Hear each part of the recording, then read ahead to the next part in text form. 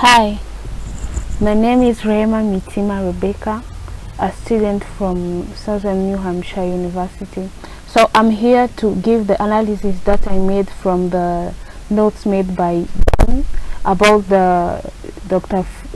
Fidel practice that we should acquire, whether we should acquire them or not.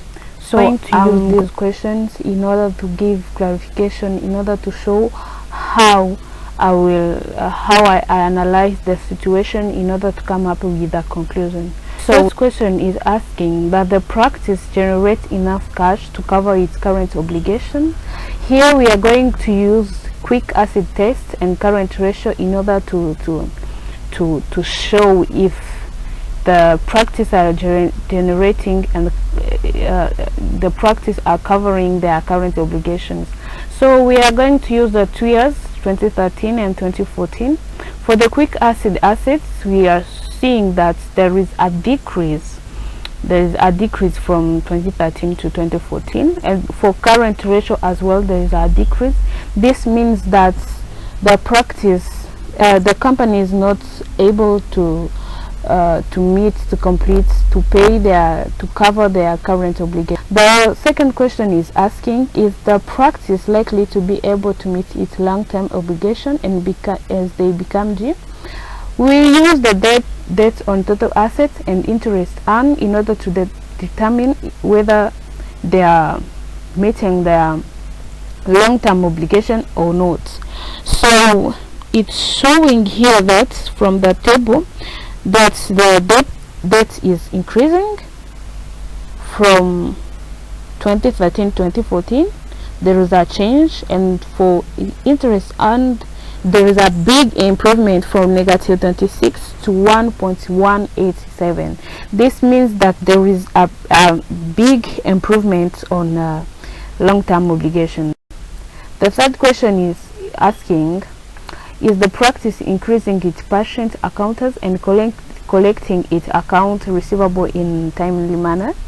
Here we are going to use different points like inventory turnover, average collection period, fixed asset turnover, total asset turnover for the year 2013 and 2014. For the first, inventory turnover, we are seeing that the things are getting worse from 2013 to 2014, whereby in the first year it's 13.291, and it's getting worse in 2014, whereby it's 10.299. The average collection period is also getting worse, whereby they are taking longer period in order to complete the collection.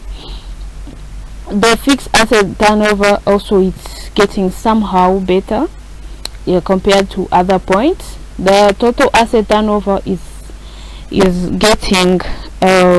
becoming worse, whereby in 2013 it was 1.9 and in 2014 is 1.6.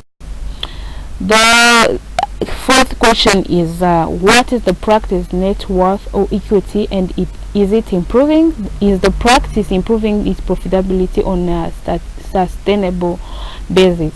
We'll use profit margin on revenue, return on total assets, and return on equity in order to determine if their profitability is improving on a sustainable basis. For 2013, we are seeing that the profit margin on revenue is negative 6.7%, but in 2014 it's getting better and better. There is an improvement whereby it's 0.2%. The return on total assets was in 2013 it was negative 13.2%, but in 2014 it's getting better. There is also an improvement whereby it's 0.3%. The return on equity is having a very big improvement. In 2013 it was negative 294.5%, but it's getting to 6.3% in 2014. There is a good practice. There is improvement on profitability on a sustainable basis. The following question is, how might the hospital acquisition of Dr. Fidel practice impact the future financial performance of the practice itself? This question means that what are the impacts that this practice, the financial impact that this practice will have in the future. So we have increase in productivity, clinical efficiency, integration effort, quality, safety and patient satisfaction, and good citizenship. The last question is, all factors considered, do you think it is a good idea for the hospital to acquire the practices? Why or why not? We'll use both quantitative and qualitative factors in order to have a clear conclusion or a clear understanding of the factors and know if we should acquire this practice or not. We'll use, as in previous slides, we show this profit margin on revenue, debt on total assets, return on total assets, return on equity. On all these points that I mentioned, there is an improvement made from 2013 to 2014. In 2014, they are making good improvements, mostly on return on equity. This means that it's a good for the quantitative factors. It's having a good improvement and it's behaving very well.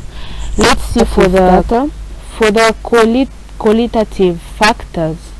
We are seeing that the manager of Dr. Fidel